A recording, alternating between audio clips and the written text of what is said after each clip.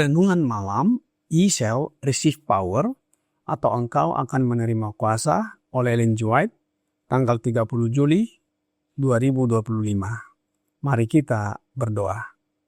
Bapa kami yang di sorga, Allah yang kami sembah melalui anak-Mu Yesus Kristus, pada malam ini kami datang menghampiri hadirat-Mu yang kudus, bersyukur dan berterima kasih oleh sebab penyertaan dan perlindungan Bapa bagi kami sepanjang hari hingga malam ini. Pada malam ini, kami siap mendengarkan firman-Mu melalui renungan malam. Mohon karuniakan Roh Yesus Kristus dalam hidup kami, sehingga kami dapat mengerti firman-Mu dan menghidupkannya dalam kehidupan kami sehari-hari. Besertalah dengan kami saat kami mendengarkan firman-Mu. Kami persembahkan doa ini di dalam nama Yesus, Tuhan dan Juru Selamat kami. Amin. Renungan malam ini akan dibacakan oleh Saudara Nesardo Sijabat. Kepada Saudara Nesardo, kami persilahkan. Shalom, selamat malam. Judul renungan kita pada malam hari ini, 30 Juli tahun 2025, panduan yang dijanjikan untuk menemukan bakat Anda. Ayat intinya, 1 Korintus 12 ayat 11. Tetapi semuanya ini dikerjakan oleh Roh yang satu dan yang sama, yang memberikan karunia kepada tiap-tiap orang secara khusus seperti yang dikehendakinya. Kita harus dibimbing dan dikendalikan oleh Roh yang sama, tetapi agar ini terjadi, tidak perlu bahwa kita semua memiliki karunia yang sama. Ada rupa-rupa karunia, tetapi satu Roh. Dan ada rupa-rupa pelayanan, tetapi satu Tuhan. Dan ada berbagai-bagai perbuatan ajaib, tetapi Allah adalah satu yang mengerjakan semuanya dalam semua orang. 1 Korintus 12 ayat 4-6. Untuk membawa berbagai perbuatan ajaib ini ke dalam keselarasan yang sempurna. Allah telah memberikan kepada anggota masing-masing secara khusus suatu tempat pada tubuh seperti yang dikehendakinya. Ayat 18. Ia telah menempatkan setiap orang pada pos tugasnya, menugaskannya pada pekerjaan tertentu. Jika engkau memiliki pertanyaan tentang pos tugasmu, berdoalah pada Allah untuk bimbingan dan pekerjaan yang ditugaskan. Allah telah memberitahu kita dengan tegas bahwa Ia telah menempatkan setiap orang pada posnya. Pada yang seorang Roh memberikan karunia untuk berkata-kata dengan hikmat, dan kepada yang lain Roh yang sama yang memberikan karunia berkata-kata dengan pengetahuan. Kepada yang seorang Roh yang sama memberikan iman, dan kepada yang lain Ia memberikan karunia untuk menyembuhkan.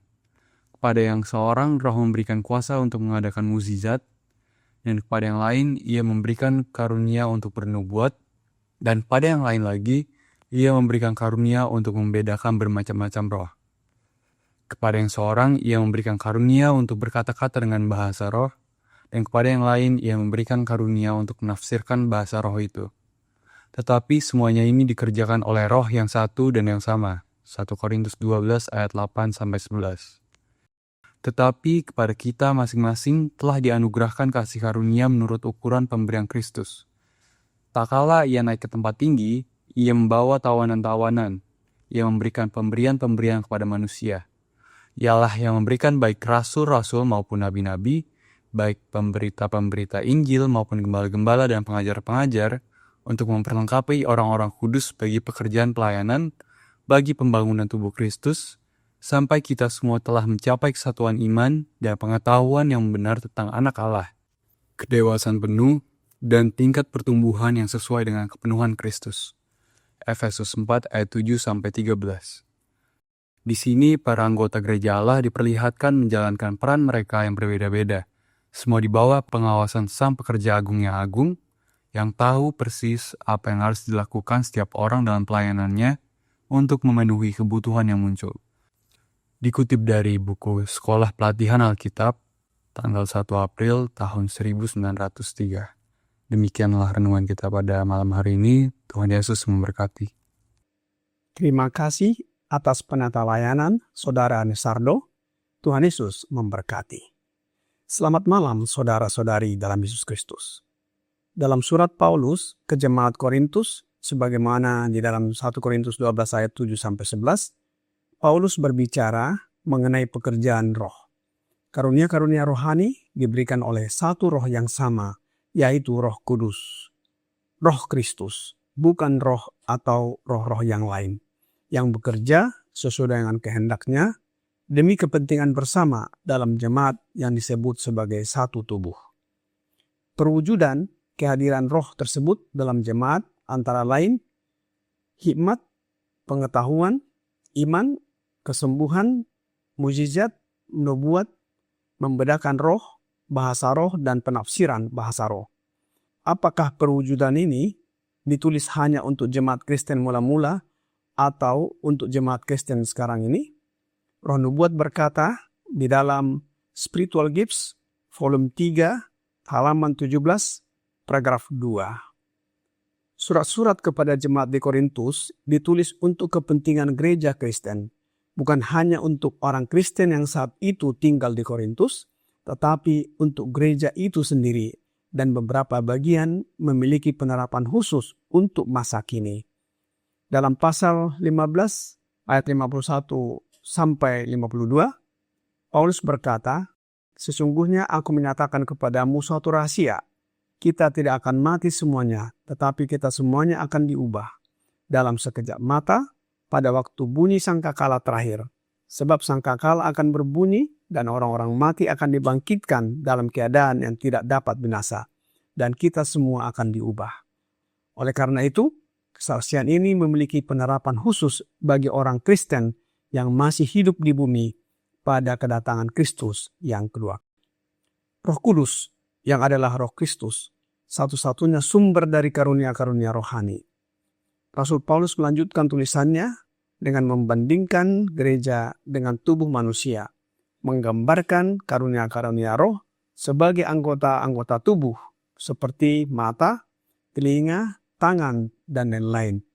Dengan mengatakan, Allah telah memberikan kepada setiap anggota suatu tempat sesuai dengan kehendaknya. Oleh sebab itu, pertanyaan kepada kita masing-masing. Sudahkah kita meminta Tuhan untuk memandu dan menunjukkan karunia rohani dan menemukannya serta bagaimana menggunakannya? Perlu kita ingat bahwa meskipun karunia rohani kita berbeda, semuanya berasal dari satu roh dan dirancang untuk bekerja secara harmonis, bukan bersaing. Apa tujuan karunia rohani ini diberikan? Renungan malam, Ye shall receive power, halaman 220, paragraf 4, berkata, "Tetapi kepada kita masing-masing telah dianugerahkan kasih karunia menurut ukuran pemberian Kristus. Tatkala ia naik ke tempat tinggi, ia membawa tawanan-tawanan. Ia memberikan pemberian-pemberian kepada manusia. Ialah yang memberikan baik rasul-rasul maupun nabi-nabi, baik pemberita-pemberita Injil maupun gembala-gembala dan pengajar-pengajar, untuk memperlengkapi orang-orang kudus bagi pekerjaan pelayanan, bagi pembangunan tubuh Kristus, sampai kita semua telah mencapai kesatuan iman dan pengetahuan yang benar tentang anak Allah, kedewasaan penuh, dan tingkat pertumbuhan yang sesuai dengan kepenuhan Kristus." Efesus 4 ayat 7-13. Di sini, para anggota gereja Allah diperlihatkan menjalankan peran mereka yang berbeda-beda. Semua di bawah pengawasan Sang Pekerja Agung, yang tahu persis apa yang harus dilakukan setiap orang dalam pelayanannya untuk memenuhi kebutuhan yang muncul. Di sini kita lihat, maksud karunia-karunia diberikan adalah untuk memperlengkapi orang-orang kudus bagi pekerjaan pelayanan. Apa maksudnya? Maksudnya pembangunan tubuh Kristus sampai kita semua telah mencapai kesatuan iman dan pengetahuan yang benar tentang Anak Allah, kedewasaan penuh dan tingkat pertumbuhan yang sesuai dengan kepenuhan Kristus. Tentang kesatuan iman dan pengetahuan, Roh Nubuat lebih lanjut berkata di dalam Letters and Manuscript volume 7 tahun 1891 paragraf 3. Adalah hak istimewa dan tugas Anda untuk mencari kesatuan ini. Kesatuan ini dan dengan demikian menjawab doa Kristus. Doa ini penuh dengan pengajaran dan penghiburan. Sebagai perantara kita di sorga, Kristus senantiasa bekerja untuk kesatuan umat-Nya. Agar selaras dengan sorga, kita harus berusaha menjadi satu dalam iman dan dalam praktek. Tuhan kita, Yesus Kristus, secara khusus berdoa agar para pengikut-Nya dapat bersatu dalam ikatan persekutuan dan kasih Kristen yang paling erat, sebagai satu tubuh di bawah satu kepala tertinggi. Ini hanya akan terjadi sebanding dengan tingkat penerangan dan pengudusan kita. Semakin penuh kita menerima pencerahan Roh Ilahi, semakin dekat kita dalam pemahaman tentang apa itu kebenaran. Kita diberkati dengan kedamaian dan keharmonisan, mempercayai dan berbicara hal-hal yang sama, dengan satu hati dan satu suara memuliakan Allah dan Bapa Tuhan kita Yesus Kristus. Roma 15 ayat 6. Persatuan kita adalah bukti bagi dunia bahwa Allah telah mengutus Yesus untuk menyelamatkan orang berdosa. Roh Nubuat di dalam buku Bible Training School tanggal 1 April 1903 paragraf 2 berkata, Kristus berkata dengan jelas bahwa melalui kesatuan dan kerjasama para pengikut-Nya, dunia akan tahu bahwa Allah telah mengutus putranya ke dalam dunia.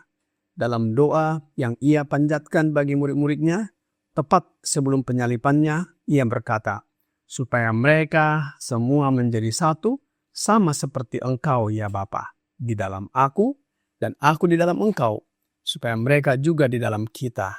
Supaya dunia percaya bahwa Engkaulah yang telah mengutus Aku, dan Aku telah memberikan kepada mereka kemuliaan yang Engkau berikan kepadaku, supaya mereka menjadi satu, sama seperti kita adalah satu.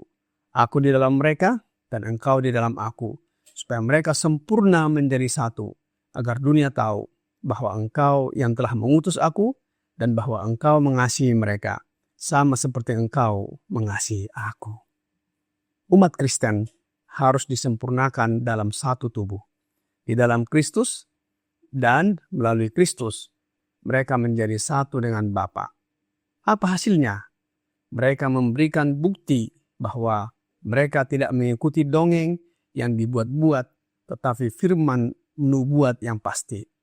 Melalui perkataan dan tindakan mereka, semua orang akan mengetahui tentang mereka, bahwa mereka telah bersama Yesus dan belajar tentang Dia.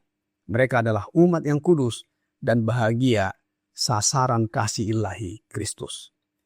Renungan malam ini mengajak kita untuk mempercayai penempatan Tuhan dalam hidup kita dan untuk secara aktif mencari bimbingan Roh-Nya dalam menemukan dan memenuhi bagian kita dalam rencananya yang agung. Doa dan harapan Paulus ke jemaat Korintus sebagaimana dalam 1 Korintus 12 ayat 26. Karena itu, jika satu anggota menderita, semua anggota turut menderita. Jika satu anggota dihormati, semua anggota turut bersukacita. Inilah kepenuhan kita di dalam mengenal Yesus Kristus sebagai anak Allah yang diutusnya untuk menebus kita dari dosa dan pelanggaran kita dan juga untuk menuntun kita tetap setia kepada satu-satunya Allah yang benar, yaitu Allah Bapa. Kiranya renungan malam ini membawa pembaharuan bagi kita. Tuhan Yesus memberkati. Mari kita berdoa. Bapa kami yang di sorga, kami bersyukur atas firman-Mu yang sudah kami dengarkan malam ini. Kiranya melalui kehadiran Roh Yesus Kristus dalam hidup kami mengetahui karunia yang Bapa berikan kepada kami, sehingga kami dapat menggunakannya dan bekerja sama dengan saudara-saudara yang lain untuk membawa jiwa-jiwa datang dan bertobat kepadamu. Banyak kelemahan dan dosa kami ya Bapa. Mohon ampuni kami. Kami persembahkan doa ini hanya melalui anak-Mu Yesus Kristus, Tuhan, penolong, penghibur, pengantara, dan juru selamat kami. Amin.